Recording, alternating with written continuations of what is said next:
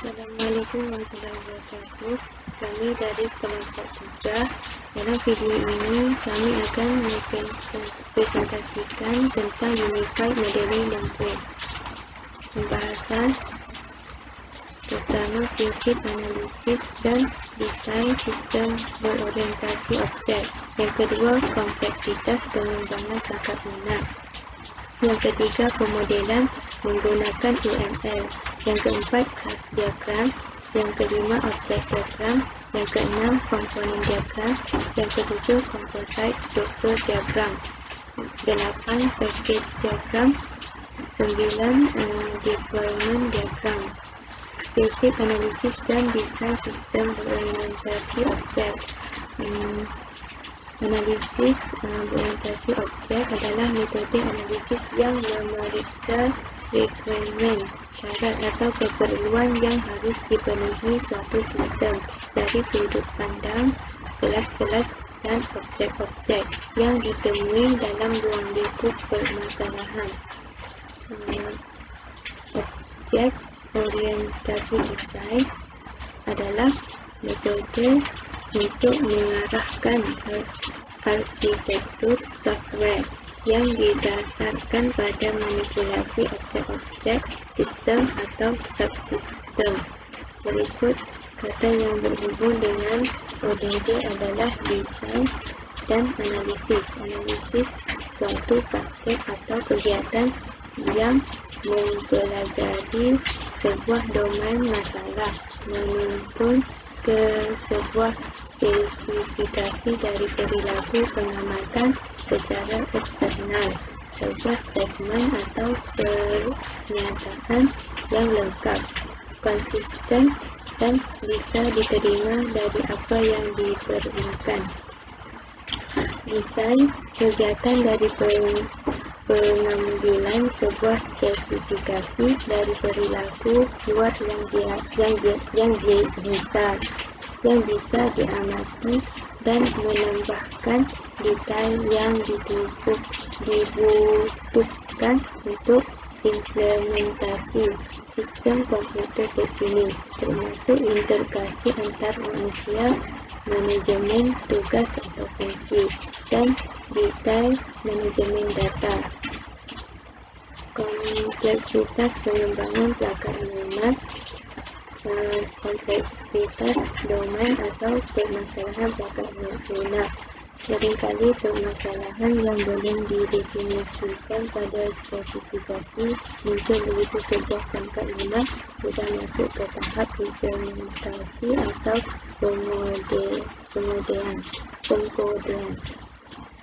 Kesulitan mengelola proses pengembangan perangkat lunak biasa dilakukan secara tim.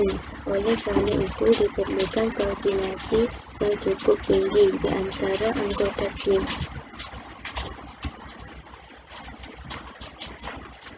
Kemungkinan fleksibilitas perubahan perangkat lunak. Semakin banyaknya permintaan kebutuhan aplikasi, maka akan semakin tinggi kemungkinannya perubahan spesifikasi di tengah proses pengembangan jika tidak ada perjanjian spesifikasi yang mengikat. Permasalahan karakteristik bagian-bagian perangkat lunak secara diskrit. Jika permasalahan bagian perangkat lunak secara diskrit tidak terdefinisi dengan benar atau dipahami oleh setiap orang yang ada di dalam tim, maka kemungkinan saat bagian-bagian ini digabungkan akan terjadi banyak kesalahan atau error.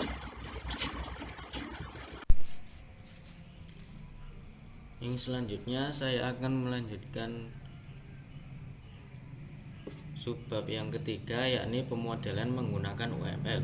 Yang pertama, definisi UML. UML atau kepanjangannya yakni Unified Modeling Language merupakan pengganti dari metode analisis berorientasi objek dan desain berorientasi objek. UML merupakan gabungan dari metode Bones, Rambaud, dan Jacobson, tetapi UML mencakup lebih luas daripada UOAD. Nanti ini akan dijelaskan dari sejarah-sejarahnya ya, Booth, Rambach, dan Jacobson. Nah, UML sendiri adalah bahasa untuk menspesifikasi, memvisualisasi, membangun, dan mendokumentasikan artefak atau bagian dari informasi yang digunakan untuk dihasilkan oleh proses pembuatan perangkat lunak. Artefak tersebut dapat berupa model, deskripsi, atau perangkat lunak dari sistem perangkat lunak. Selain itu, UML adalah bahasa pemodelan yang menggunakan konsep orientasi objek. Nah, apa itu konsep pemrograman berorientasi objek? Secara konseptual, sebenarnya mirip dengan objek dunia nyata. Mereka terdiri dari perilaku atau behavior, step atau ciri-ciri yang terkait. Sebuah objek pemrograman berorientasi berbasis objek memiliki step yang merepresentasikan ke dalam variabel dan behavior melalui metode atau fungsi. Metode bekerja pada internal objek dan berfungsi untuk mengkomunikasikan antar objek. Kira-kira seperti itu.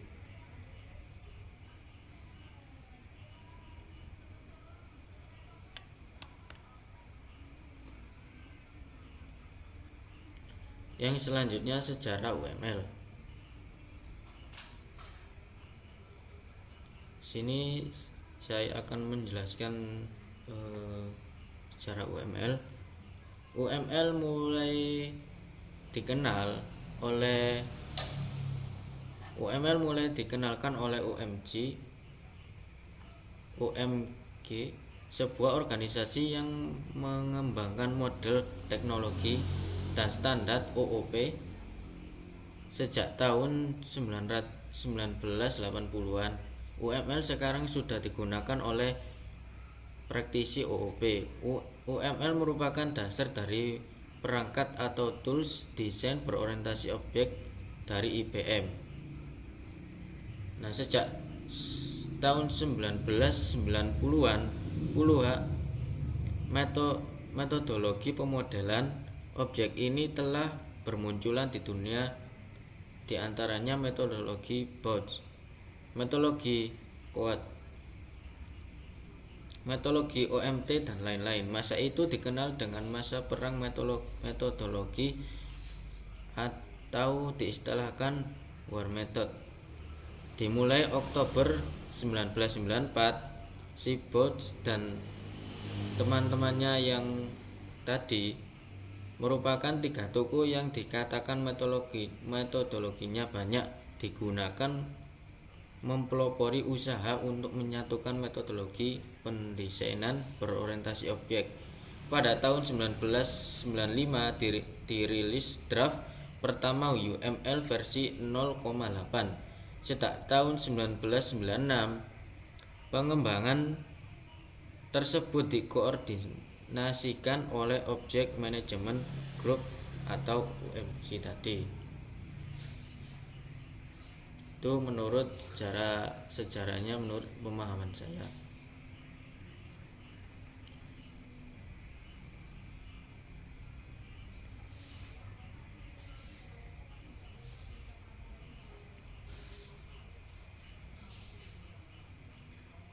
Yang selanjutnya, ragam diagram UML. Nah, di sini ada use case diagram, class diagram,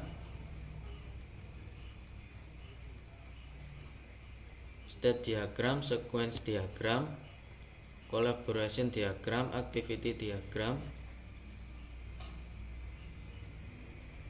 Nah, yang pertama use case diagram.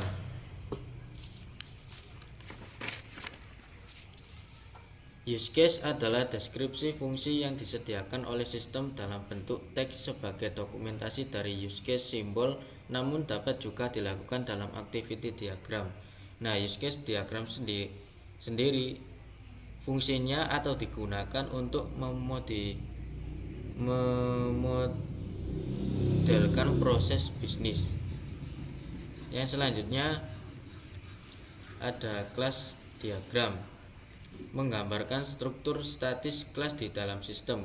Kelas merepresentasikan sesuatu yang ditangani oleh sistem. Yang selanjutnya ada state diagram. State kelas tidak digambarkan untuk semua kelas, hanya yang mempunyai sejumlah state yang terdefinisi dengan baik dan kondisi kelas berubah oleh state yang berbeda. State diagram ini digunakan untuk memodelkan perilaku objek di dalam sebuah sistem. Selanjutnya ada sequence diagram, menggambarkan kolaborasi dinamis antara sejumlah objek. Kegunaannya untuk menunjukkan rangkaian pesan yang dikirim antar objek, juga interaksi antar objek.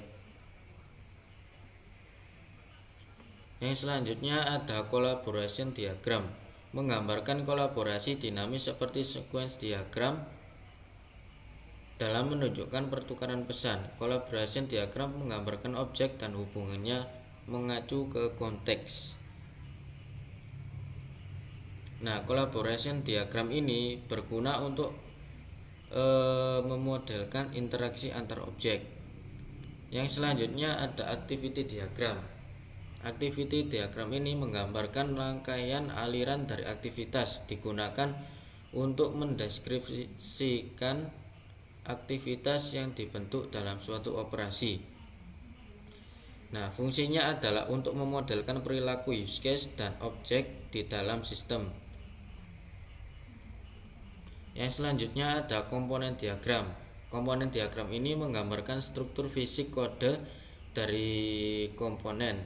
Komponen dapat berupa subkode, komponen biner, atau executable komponen. Komponen diagram ini berguna untuk memodelkan komponen objek.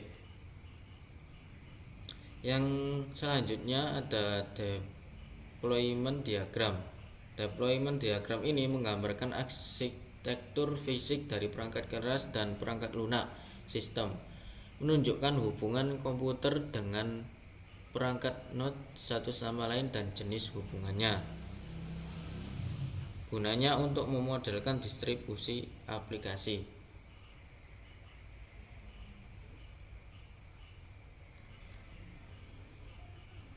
Seperti itu tadi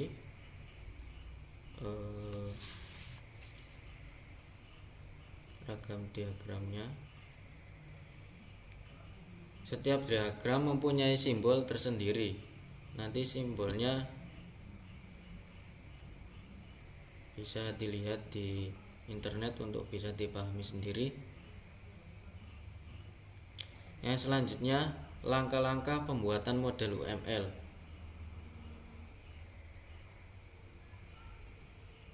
Yang pertama, membuat functional requirement. Pada tahapan yang pertama ini kita bisa membuat tulisan yang mendeskripsikan tentang sistem apa yang akan dibuat. Beberapa yang harus dideskripsikan yaitu sistem apa yang akan dibuat dan bagaimana alur program tersebut. Yang kedua, membuat use case diagram. Pada diagram ini kita tentukan aktor dan use case-nya. Yang ketiga, membuat kelas diagram. Pada tahap ini akan mengklasifikasikan kelas-kelas dan atribut yang akan dibuat. Kelas nantinya digunakan untuk proses coding sebuah program.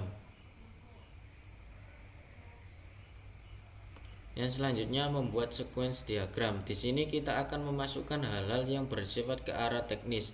Tiap-tiap skenario dibuat sequence-nya. Yang selanjutnya, membuat activity diagram. Assalamualaikum warahmatullahi wabarakatuh. Di sini saya akan mempresentasikan tentang kelas diagram. Diagram kelas memberikan pandangan secara luas dari suatu sistem dengan menunjukkan kelas-kelasnya dan hubungan mereka. Kemudian sifatnya yaitu statis dengan menggambarkan hubungan apa yang terjadi. Untuk relationship-nya itu ada 3. Yang pertama, association. Kemudian yang kedua, aggregation. Yang ketiga, generalization. Association merupakan hubungan dua kelas, yaitu yang pertama kelas customer, kedua kelas order, kemudian dihubungkan. Kemudian relationship yang kedua yaitu aggregation, salah satu asosiasi yang salah satu ujungnya memiliki tanda bersama sebagai jenis agregasi, yaitu order detail termasuk ke dalam kelas order. Kemudian generalization, suatu hubungan turunan dengan mengasumsikan satu kelas merupakan suatu superkelas dari kelas yang lain. Contohnya yaitu kredit, cash, cek merupakan turunan dari payment. Kemudian objek diagram. Diagram objek berasal dari kelas diagram, sehingga objek diagram tergantung pada kelas diagram. Contohnya seperti ini. Komponen diagram adalah diagram yang menggambarkan tampilan fisik dari struktur dan hubungan antar komponen dalam sistem suatu perangkat lunak, serta menggambarkan ketergantungan diagram komponen-komponen itu.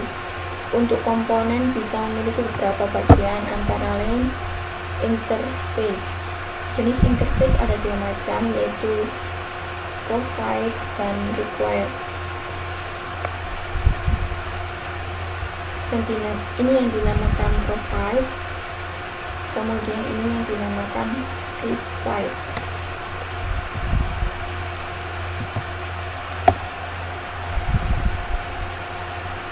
Kemudian selanjutnya yaitu use dependence, adalah hubungan yang salah satu unsur memerlukan unsur lain untuk implementasi penuh. Biasanya ini berbentuk garis putus-putus. Kemudian port merupakan titik interaksi antara komponen serta lingkungan.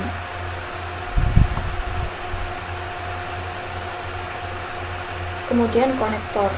Konektor ini ada dua, yaitu assembly dan delegation. Assembly ini menggunakan dua komponen,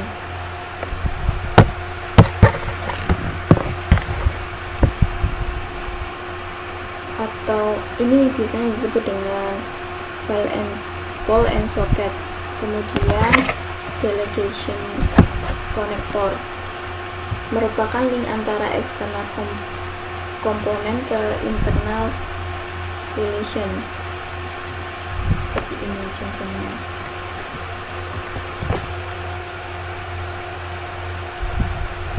Sekian dari saya. Assalamualaikum warahmatullahi wabarakatuh. Di sini saya akan melanjutkan presentasi dari teman saya. Di sini saya akan menjelaskan tentang komposit struktur diagram. Komposit struktur diagram adalah sebuah diagram pada UML yang menjelaskan struktur internal dari kelas, komponen, dan use case, termasuk keterkaitan spesifik ke bagian lain dari sebuah sistem. Fungsi komposit struktur diagram. Yang pertama, digunakan untuk menjelaskan struktur dari bagian-bagian yang saling berkaitan.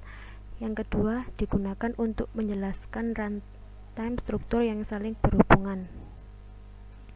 Simbol komposit struktur diagram. Yang pertama, properti. Properti adalah satu set dari suatu instance.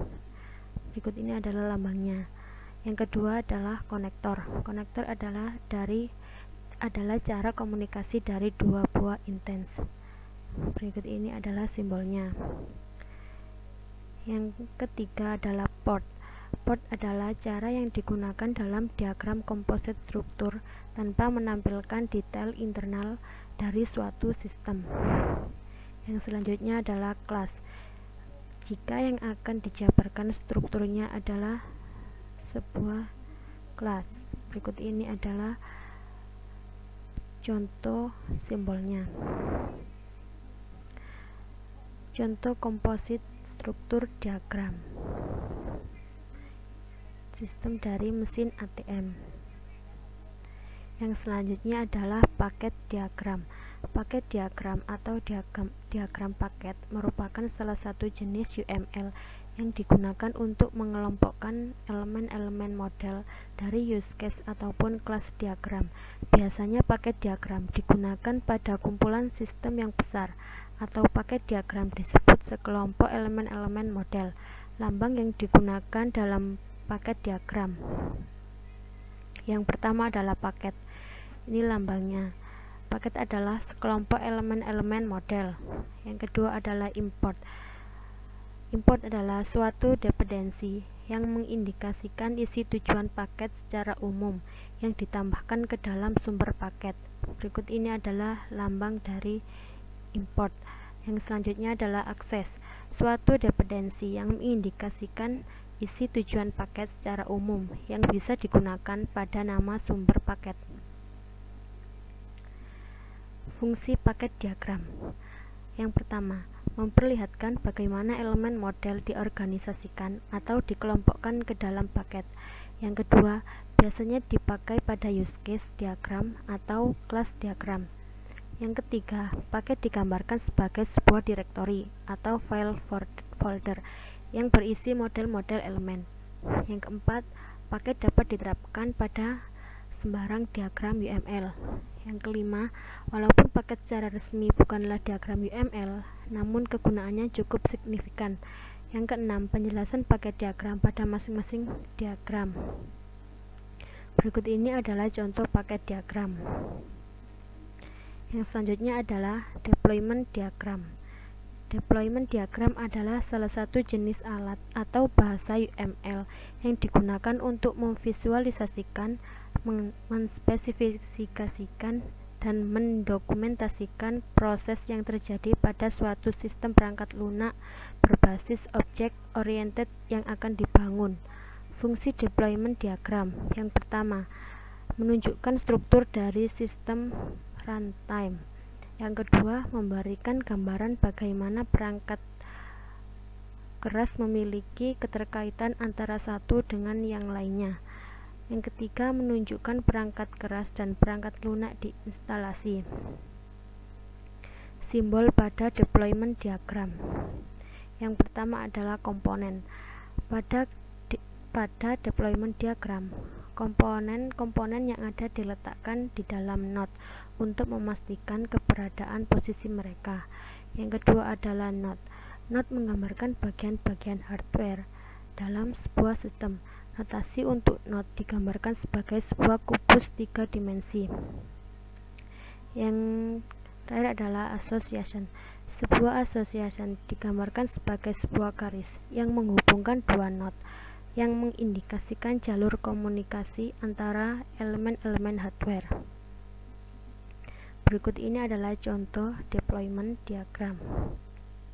Dalam deployment diagram terdapat 10 komponen. Yang pertama adalah manifestation, merupakan hubungan abstraksi yang menggambarkan physical rendering. Yang kedua, deployment target.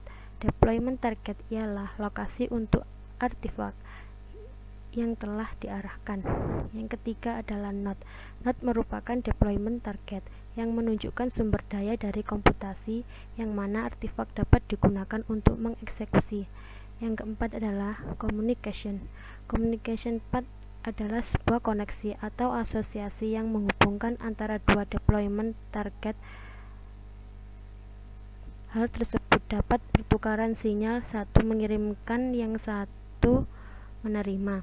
Deployment merupakan suatu hubungan dependensi yang alokasi dari artifaksi ke deployment target. Yang keenam adalah dependensi. Dependensi merupakan sebuah hubungan yang menunjukkan satu atau sekumpulan model elemen yang digunakan untuk spesifikasi atau implementasi. Yang ketujuh, deployment specification merupakan sebuah mekanisme umum untuk menunjukkan deployment relationship.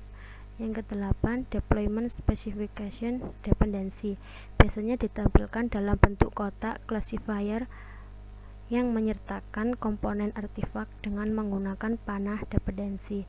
Yang kesembilan adalah deployment specification association yang diasosiasikan deployment dari sebuah komponen artefak dalam sebuah diagram. Yang ke-10 adalah komponen yang menunjukkan modular pada sebuah sistem. Sekian, terima kasih presentasi dari kami. Assalamualaikum warahmatullahi wabarakatuh.